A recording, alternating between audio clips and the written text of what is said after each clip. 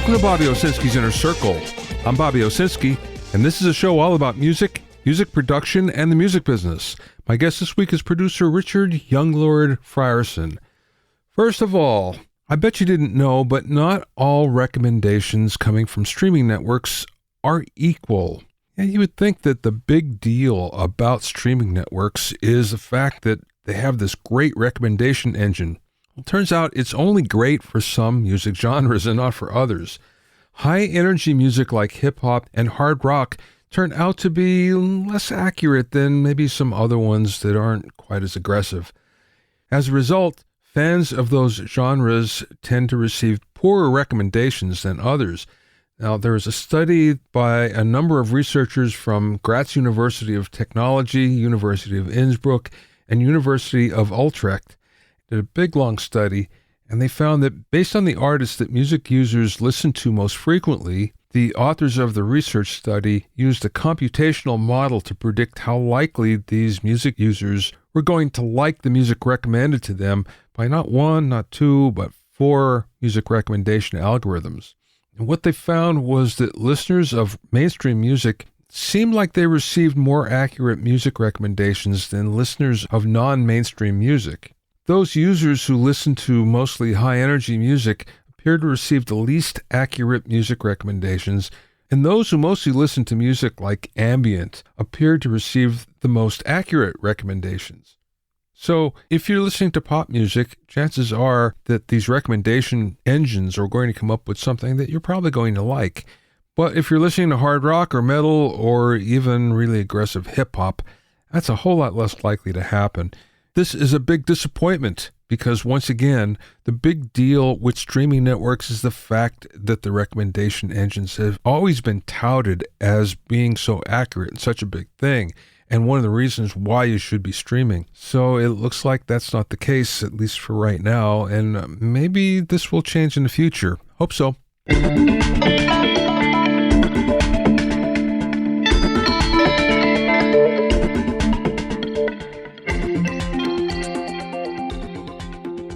If you have any questions or comments, you can send them to questions@bobbyowsinski.com. Don't forget about my music mixing primer and 101 mixing tricks programs that will help take your mixes to the next level. Go to bobbyowsinskicourses.com to learn more.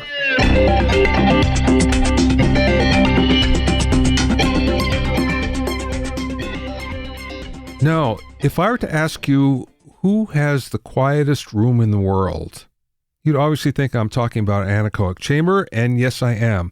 But where do you think it's located? Guess what? It's at the Microsoft headquarters in Redmond, Washington. Yep, they have the Guinness Book of World Records for the quietest room in the world, and it's measured at minus 20.6 dB, which means it's 20 dB below the threshold of human hearing.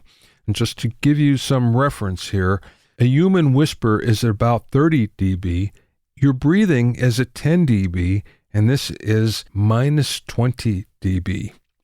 Now, this anechoic chamber took 2 years to design and build. It has 6 layers of concrete and steel. It's built on top of dampening springs, and there are 4-foot fiberglass wedges inside that stop all the reflections. The floor to get in is suspended on cables, and this is pretty much the same for most anechoic chambers. But there's a special 12-inch concrete wall encasing the whole thing. So word is that you can fly a 747 right outside and nobody's going to hear it. What does Microsoft use this for? They test audio gear, but mostly it's for clicks and hums from keyboards and mice and fans and displays and Xbox consoles and things like that. The previous world record holder is in Minneapolis. That's Orfeel Labs, and they're only rated at minus 9 dB. This chamber was actually built on the location of the old Sound 80 studios, and going way, way back to the 80s, Sound 80 was one of the best studios in the country. They had Bob Dylan and Prince, among other major stars that were working there.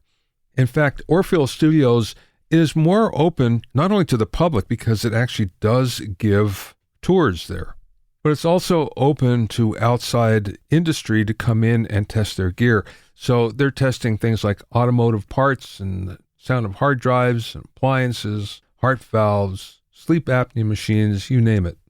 If you've never been in an anechoic chamber, I have to tell you, it's an eerie experience.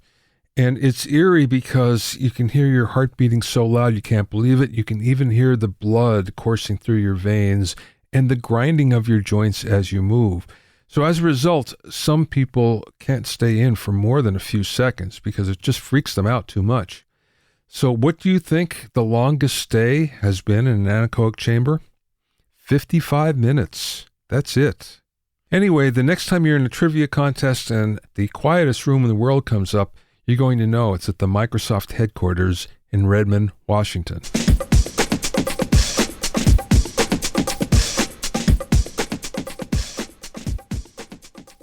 My guest this week is Richard Younglord Frierson, who's a Grammy-nominated hip-hop and R&B producer and a founder of Truth Licensing, a major provider of music for films, TV shows, and commercials. Rich started producing for Puff Daddy's Hitmen production team at the tender age of 16. His production credits include Puff Daddy, Notorious B.I.G., Fat Joe, Faith Evans, LL Cool J, New Edition, and many more. In 2014, he founded Truth Music Licensing, which now has a catalog of over 5,000 songs and has placed music on the Star and Empire television shows, commercials for Gatorade, Pepsi, and AT&T, among others. During the interview, we spoke about the value of asking people how they do things, how much the business aspect has changed since he started, his favorite techniques for vocal production, transitioning into music licensing, and much more. I spoke with Rich via Zoom from his home in New York.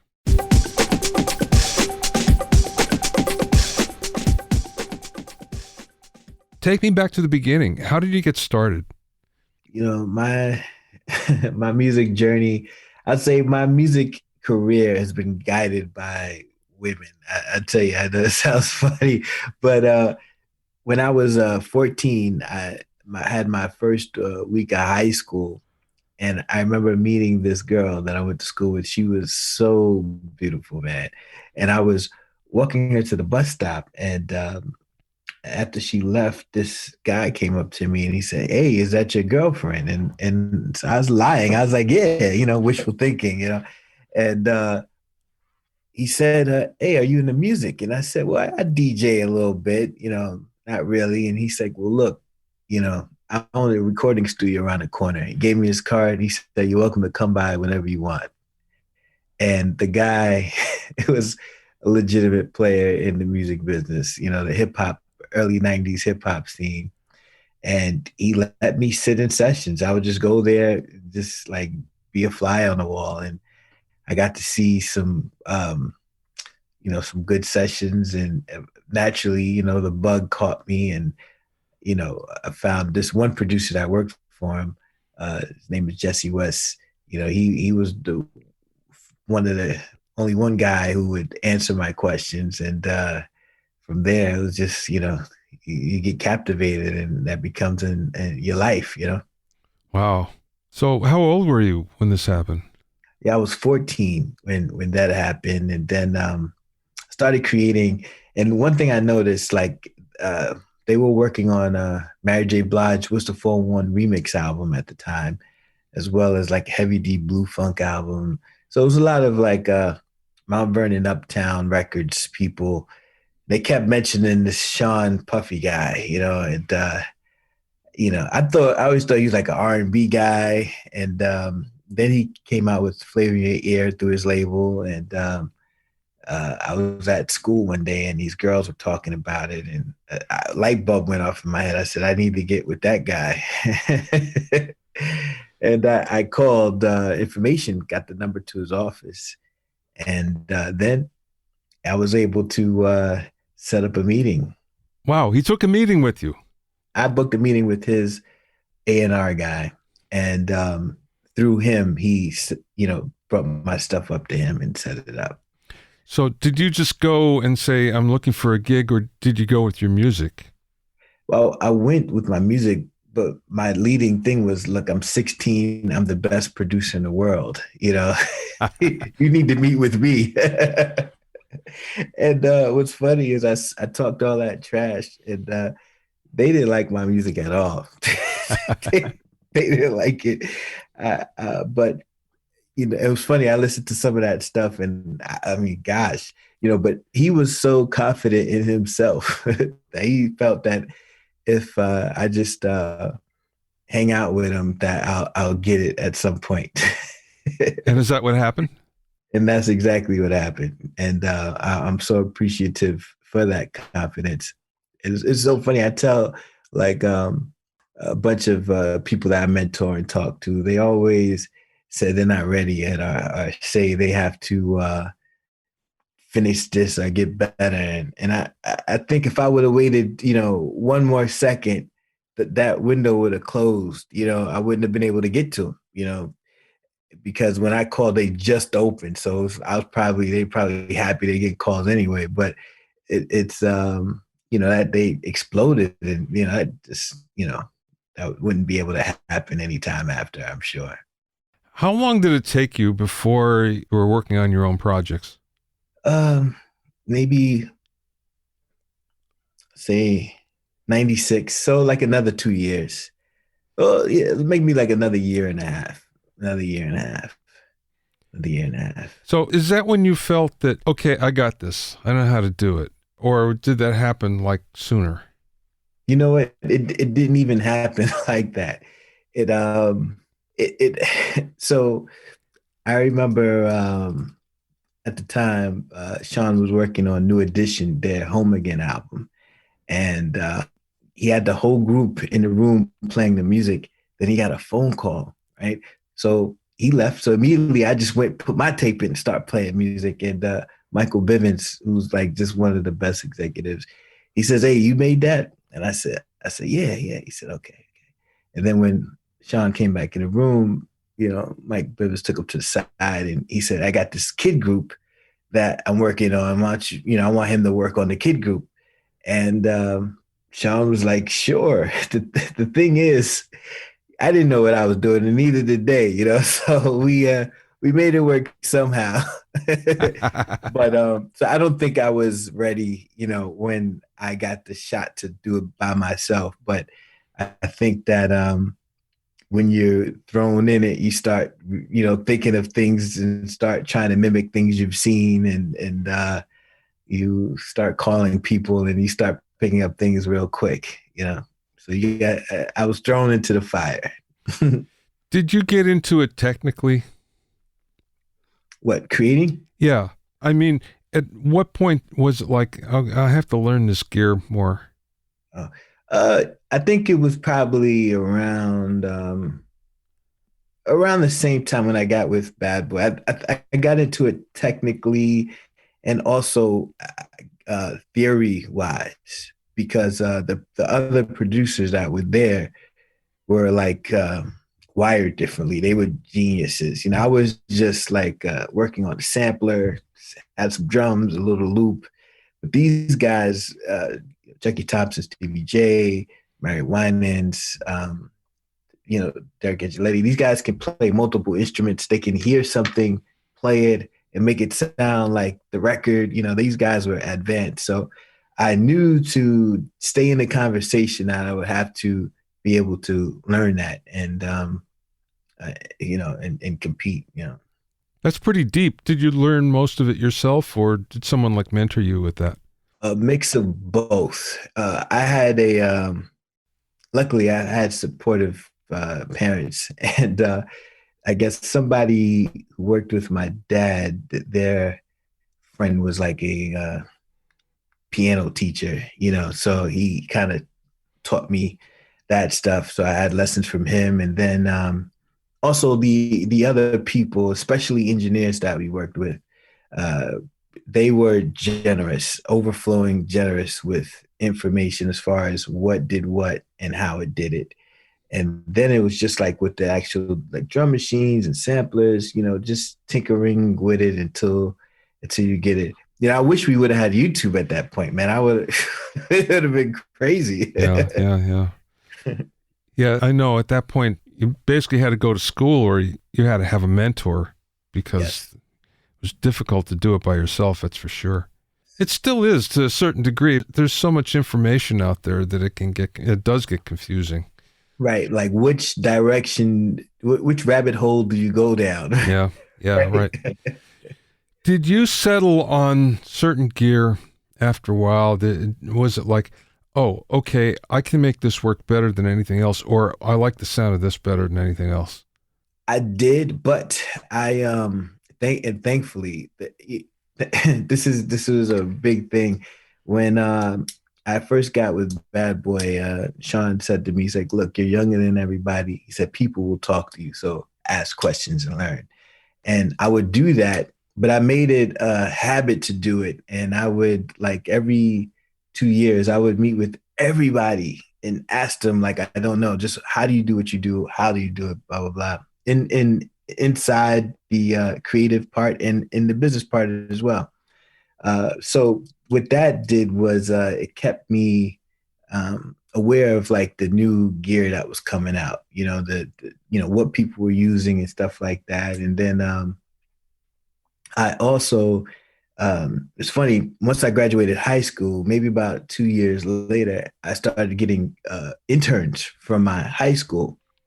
And that helped me more. I would take interns from anywhere because they actually taught me more than probably I was teaching them. They would always have new things they were using, and it would completely change the way I was doing production. Like, I give you an example. I used to use MPC as my sequencer, MPC 3000, MPC 3000.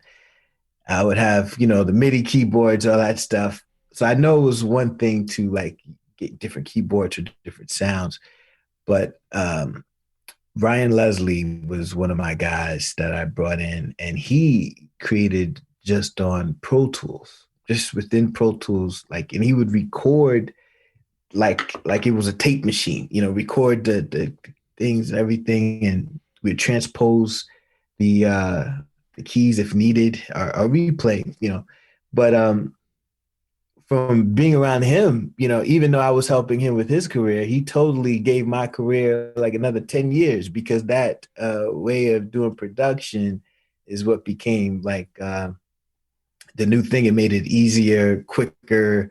I was just able to create everywhere and didn't have to lug around, a bunch of gear everywhere. Yeah. So yeah, that was my secret as far as keeping up because technology is like so much different from when I first, began. Well, let's talk about that for a second. So, how much has production changed in your mind? Yes, I know the gear, but is anything else that has really changed for you? Well, the business, how the business works. I remember I used to, make a track, play a track.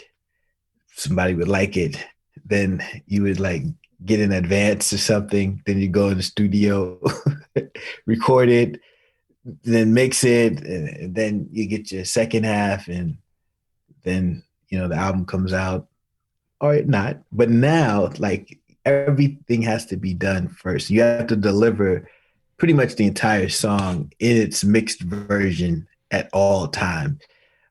You have to. It's no more like creating in the studio. It has to be done pretty much with the track. Even with artists nowadays, you got to have the right hooks on them. You have to be able to. It's no more selling them the vision. It's showing them the vision. Mm. They have to hear it, and that's a big difference. And then you don't get paid until like the album's coming out, like in like 2 weeks or something like that. Yeah. It's really different on that end. But I'd say this, right now, you make a hit, you have the opportunity to make more money than before, than ever before, because it's more on a global thing. If it connects, it could get billions and billions of streams. Whereas before, record would go platinum, but like people, like you get a really good placement on Drake or something, and your life is changing. Just that one track right there. Yeah. And then as far as the way that you create, it's people using templates. They make it so quick now.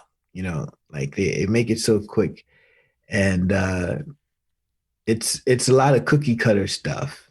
I would say it's still creative. I mean, you still have to because you create, production, you're trying to capture a feeling, you're trying to capture that emotion, and that is something that's a science, that's a magical, thing, So if you're able to do that, whether using templates or whatever you got going on, it's still that's still special, But I think that a lot of these techniques, I think they're pretty cool, but I also think that because of that, there's so much more competition, Mm. and it's harder to build relationships with artists. Do you have a favorite production trick that you tend to use all the time? That's a good question. You know what I do? And it's I guess it's there is a dang, I forgot what you call it. It's parallel compression. Yeah. That's something that I live by. I love the way it manipulates the sound of the drums. It keeps everything tight, and you still can have a vibe going on. Yeah. So I love that, and then also one thing I see that I'm consistently using is just our bass, from waves. It just it just makes sense on everything. Yeah. Yeah. Do you have a technique for getting like the best performance from a vocalist or rapper? Yes, my technique, because I was the worst vocal producer in the world, and so I met Ryan Leslie, who was I think he doesn't even do this anymore, but I think it's one of the best because he I don't know how, like I can't sing, but he was able to record a song with me singing and it sounds good. So I was like, okay, anything's possible here. But my trick is before we start anything recording, I'm telling funny stories for at least 30 minutes. We are laughing and becoming friends. I'm building trust with them. I'm talking about their favorite songs and talking about things I loved about those favorite songs. Really connecting with them on uh, just as a friend level, but so that I can build trust. And then I'm when they record, I'm just excited. I'm their biggest fan. Even if it's, starting out as bull crap, I'm like, oh my God, I'm getting it. And then we'll get to some good parts, focus on that, and then I'll go back and circle and redo all the bad parts from the beginning again. And yeah, but I think that, and also kind of giving them another one of my tricks is giving them a visual, movie, a video of what it is they're doing, so they can be in the scene of where they are and know what type of emotion that I'm trying to elicit from them. Hmm.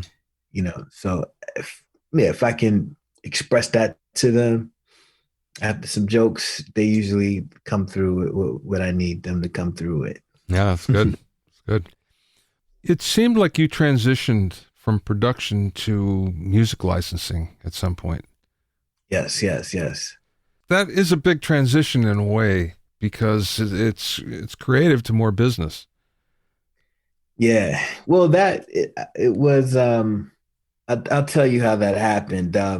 So growing up in the whole bad boy thing, it was tremendous success. Also, I try and mimic everything I see, right? And one of the things that I think made Bad Boy successful, was that Puff would take us on trips where we would have fun. We would, wake up in the morning, play basketball, hang out, eat, and then we would work hard, And I think that energy, that camaraderie is what made the hits. I think that's really what did it. So I created my own situation that way. I brought a two-family house and converted it to a group home where any creative can come in as long as you sign in my publishing company. You can live there, and I had somebody cook, clean.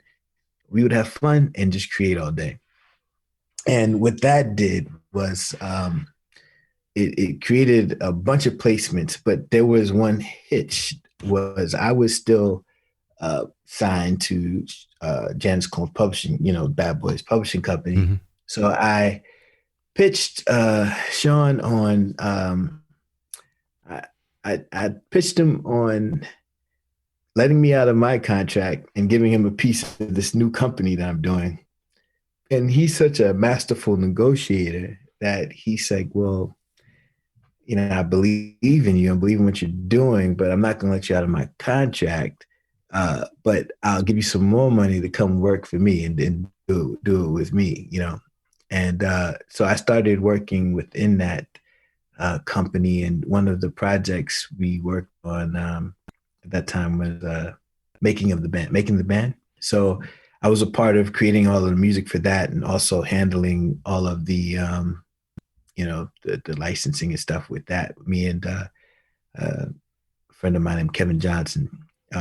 Kevin Thompson. And from there, we just kept doing it. And after my time was up there, me and Kevin decided to go and start our own thing. Because we were in the groove, we were making it work. And from there, we built the pipeline, and then we just started getting other creatives, to come join us with the fun. You have a lot of titles, right? You have like thousands of titles.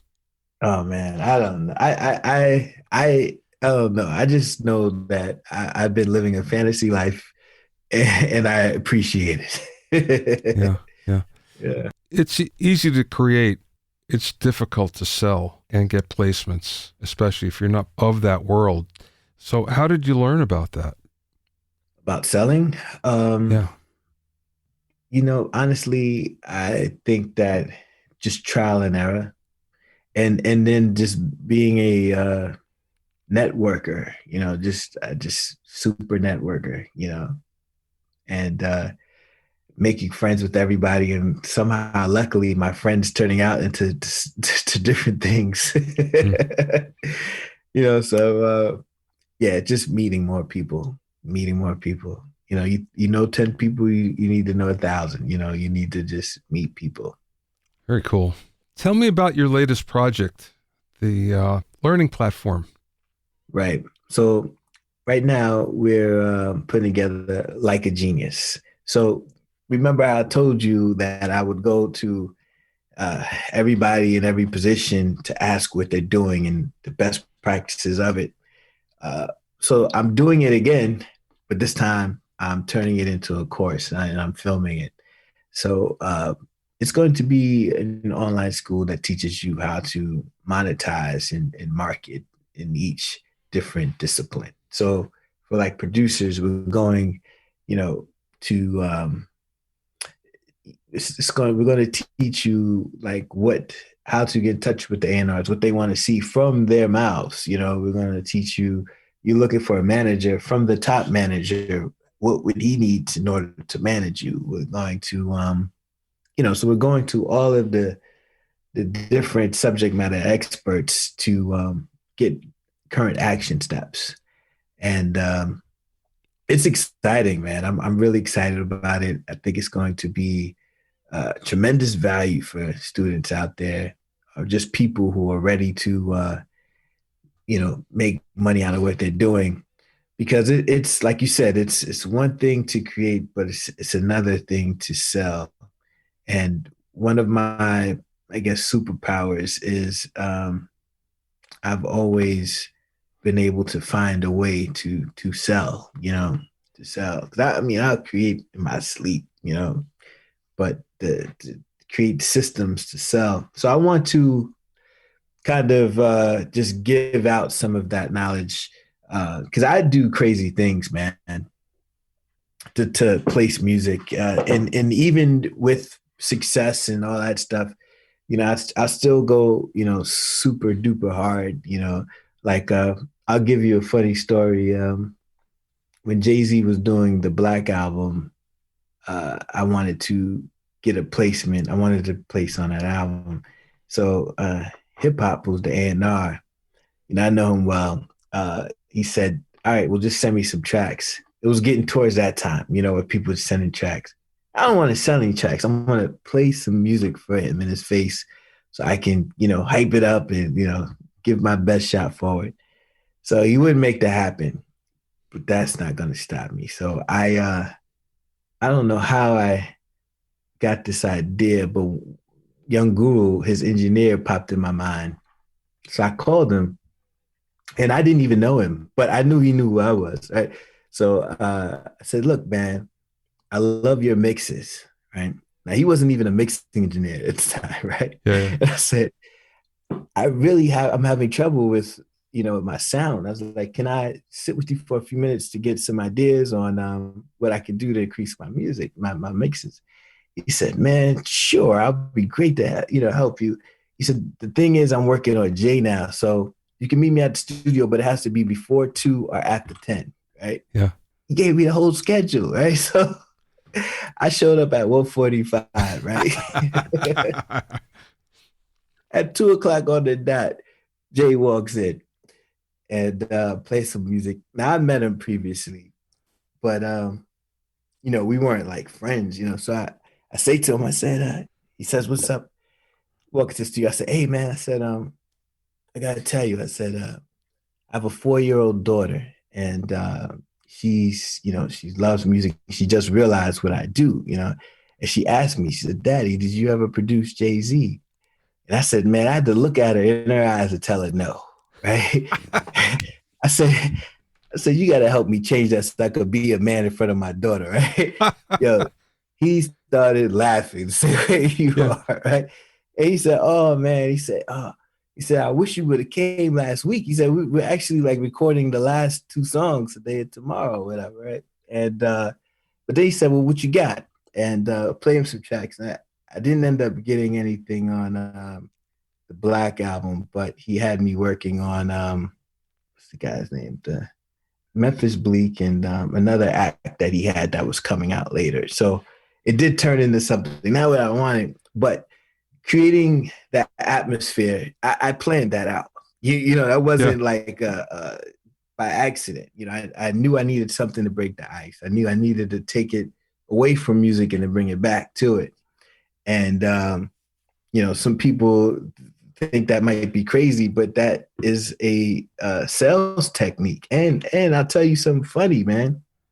Uh, my daughter, she is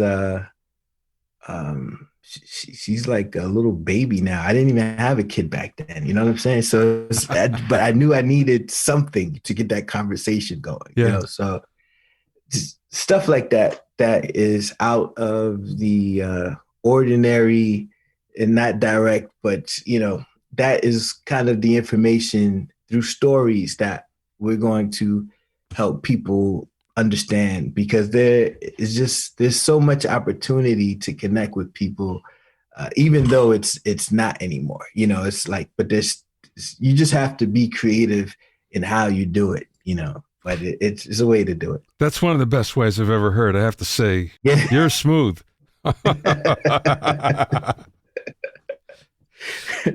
Like a Genius. That isn't launched yet, is it? No, it hasn't launched. We're gonna be launching in June. Right now, we're editing and actually still filming a bunch of our geniuses, for the courses. But we have some heavyweights, man. This is really good, and it's not it's not that instruction like do this, do that, da da da da. It's like, here's a story of something that went horribly wrong, and here's a story that went horribly right. Take these action steps and do it. Just try. So it's gonna be fun. I'm really excited about it. I like your approach. It's way different than anything I've heard about. Yeah. It's because the stories work for me. I and I'm just I'll say this. I'm not anything like that I created. And what I mean by that is most of the ideas that I have come from other people. They haven't come from me. I'm not that person. But I listen. And one person I got to become really close with was a guy named Clarence Avant. And he is he's a funny person, and he doesn't there's no there's no reason something can't happen to him, you know. So I kind of adopted that. And one thing he would always say to me is, you know, he's just try it. If it works, it works. If it doesn't, it doesn't. There's no way you can lose. And I lived with that. And that's why I would try crazy things like hitting up, you know, Jay-Z's engineer to get, you know, creating a whole thing. Because at the end of the day, now it's when I see Jay-Z, not every time, but most of the time, he asks me how my daughter's doing. You know, but it created a different conversation than he did with other producers. You know. Yeah. Yeah. So it's nothing. You know, you can't lose. You're lucky he didn't ask to see a picture of your daughter when you did that. I would have came up with one. My niece or something. All right, Rich, last question. What's the best piece of business advice that maybe someone imparted to you or maybe you learned along the way? The most important thing, and nobody told me this, but I saw this from working at Bad Boy. You're only as strong as your team. You know, you have to have a team, a great team with heart and belief in what your goal is. That's the only way you do it. The only way you can do it. And a lot of like artists I talk to, they try and do everything themselves. You know, they're social media people. They are editing their videos and trying to record their own songs and getting one song done every month. And, you know, I tell people, you know, find whatever part you can be great in and just focus on that and get a team around you to do everything else that's necessary. You know, because if you don't do songs, I don't care how good your social media is, it's not going to move the needle, you know? So you, having a team and creating a team, I think that's the most important thing. Thanks for listening and being in my inner circle. Remember, if you have any questions or comments, you can send them to questions@bobbyowsinski.com. To listen to the episodes of Bobby Owsinski's Inner Circle, go to bobbyowsinski.com and select the podcast tab, or go to bobbyoinnercircle.com, where you can find it on Apple Podcasts, Stitcher, Mixcloud, Google Podcasts, Spotify, Deezer, TuneIn Radio, Radio Public, and Podbean. At BobbyOwsinski.com and BobbyOinnerCircle.com, you'll also find a sign-in form for my newsletter and for alerts for new podcasts. This is Bobby Owsinski. I will see you next time.